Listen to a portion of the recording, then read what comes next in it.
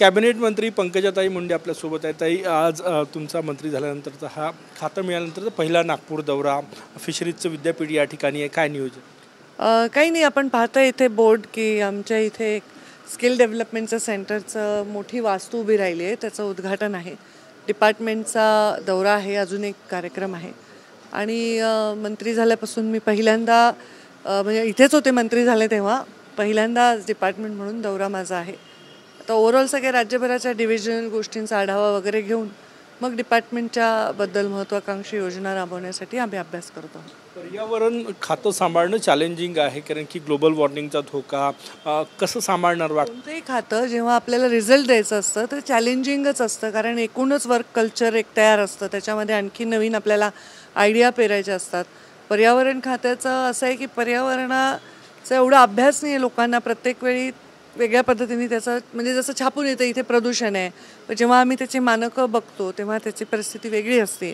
कधी तिथे दिसत नाही, तिथे जास्त हॅझर्डस पोल्युशन असू शकतं, पाण्याचं प्रदूषण, हवेचं प्रदूषण, ह्या सगळ्या गंभीर गोष्टी आहेत. आणि पर्यावरण हा खात्याकडे कधी एवढे वर्ष दुर्लक्ष म्हणण्यापेक्षा ते खातंच नव्हतं, एक डिपार्टमेंट असं नव्हतं. आता ह्या डिपार्टमेंटला भविष्यामध्ये फार आवश्यकता आहे, कारण एन्व्हायरमेंट अँड क्लायमेट चेंज हा फ्युचरचा विषय आहे, फ्युचर सिक्युअर करण्याचा विषय आहे. अनेक उद्योग असे आहे की जे पर्यावरणाचे नियम डावलून मोठ्या प्रमाणात पोल्युशन्स, एअर पोल्युशन्स असो, वॉटर पोल्युशन्स असो, त्यांना कशी व्यसन घालणं? नक्कीच व्यसन घालावी लागेल. पर्यावरणाचे नियम डावलून जर कोणी काम करत असेल तर त्यांना कुठल्याही प्रकारचं म्हणजे त्यांना संरक्षण मिळू शकत नाही, कारण माणसाच्या जीवनाशी हा डायरेक्ट संबंधित विषय आहे. आणि पशुसंवर्धन ज्या खात्यासाठी मी इथे आज आलेली आहे, ॲनिमल हजबंड्री, अत्यंत सुंदर खातं आहे. म्हणजे हे सुद्धा फक्त मनुष्याच्या रोजच्या जीवनाशी निगडीत आहे, त्याच्या न्यूट्रिशनशी निगडीत आहे.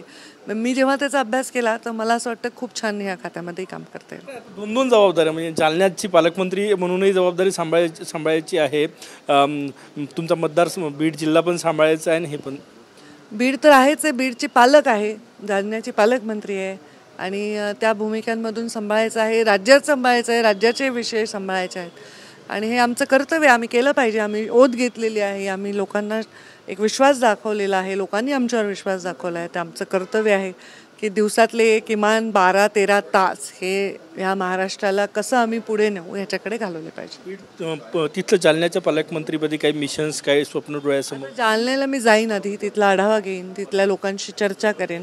जालना माझ्यासाठी काही नवीन नाही, महाराष्ट्रातल्या बऱ्याच जिल्ह्यांमध्ये अनेक वेळा माझे दौरे झाले, तिथला पॉलिटिकल, जॉग्रफिकल सगळा मला अभ्यास आहे. जालन्यामध्ये मी खूप काम केलेलं आहे, तर माझ्यासाठी ते नवीन नसणार आहे. तिथल्या लोकांशी आधी चर्चा करेन, त्यांच्या काय अपेक्षा आहेत, आणि सर्वांना समान वागणूक देऊन जालना जिल्ह्याचा विकास करण्यासाठी काय पावलं उचलता येईल ते नक्की मी करेन. आमचे रावसाहेब दानवे पाटील सिनियर आमचे तिथे नेते आहेत, केंद्रात मंत्री राहिलेले आहेत, आमचे अध्यक्ष राहिलेले आहेत, ते पण तिथे मार्गदर्शन करतील. बाकीची सगळी टीम तर माझ्या युवा मोर्चापासूनची टीम आहे, आणि बाकी आमचे मित्रपक्ष आहेत, सगळ्यांना सोबत घेऊन काम. ओबीसीचा महाराष्ट्रातला फेस म्हणून तुमच्याकडे बघितलं जातं, पण गेल्या काही दिवसात ओबीसी मराठा असा वाद निर्माण करण्याचा प्रयत्न होतोय, असं वाटतंय का? मला असं वाटत नाही. मला विकासाचा चेहरा म्हणून पाहिलं जावं असं काम माझ्याकडून, आणि सगळ्यांनी तसंच केलं जावं असं मला वाटतं. शेवटचा प्रश्न ताई, तुम्ही उत्तर द्या किंवा नाही, परंतु बीडचं राजकारण तापलेलं आहे. विषय जुना झालेला आहे, त्याच्यावर मी खूप वेळा व्यक्त झालेली आहे. धन्यवाद ताई. कॅमेरामॅन साईसह गजानन माटे, TV9 मराठी, नागपूर.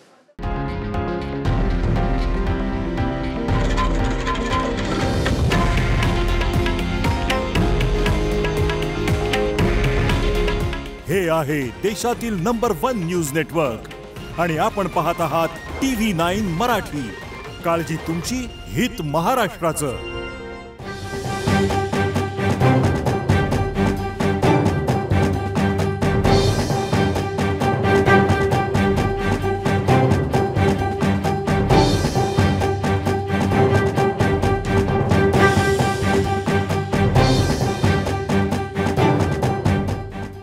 दिशा कॉम्प्युटर इन्स्टिट्यूट घेऊन येत आहे कॉम्प्युटर प्रशिक्षणातील सगळ्यात मोठी discount offer, big discount days. अधिक माहितीसाठी तुमच्या जवळच्या दिशा कॉम्प्युटर इन्स्टिट्यूटच्या शाखेत जाऊन संपर्क करा.